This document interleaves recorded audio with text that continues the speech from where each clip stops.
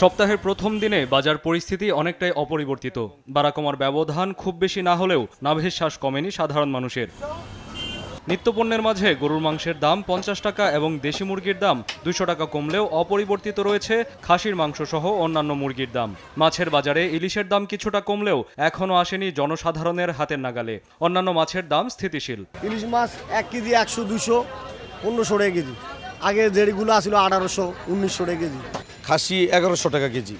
গরুর মাংস আগে 800 টাকা ছিল, এখন 750 টাকা হয়েছে। আগের মতোই উচ্চ মূল্যে বিক্রি হচ্ছে চাল, যেখানে মোটা চাল কেজি প্রতি বিক্রি হয় 58 টাকায়। এদিকে বিভিন্ন সবজির দাম ওঠানামা করছে 10 থেকে 20 টাকা পর্যন্ত।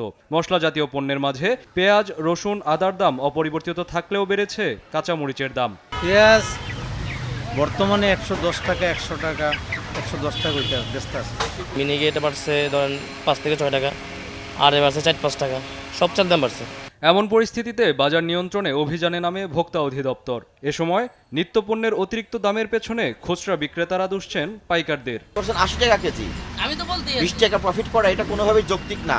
আমরা যখন মনিটরিং আসি তখন ব্যবসার একটা যৌক্তিক প্রফিট রেখে ব্যবসা পরিচালনা করেন, আবার আমরা যখন চলে যাই তখন তাদের ভিতরে একটা নেগেটিভ প্রবণতা লক্ষ্য করা যায়।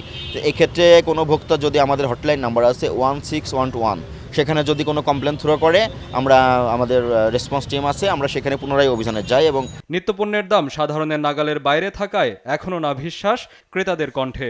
মানুষের ইনকাম কমে গেছে, নর্মালি আপনার এটা রেট বাইরে গেলে তো মানুষের সমস্যা হবেই। দরদাম তো আগের থেকে অল্প একটু কমছে, যেটুকু কমা উচিত তার সেই হিসাবে কোনো কমই না।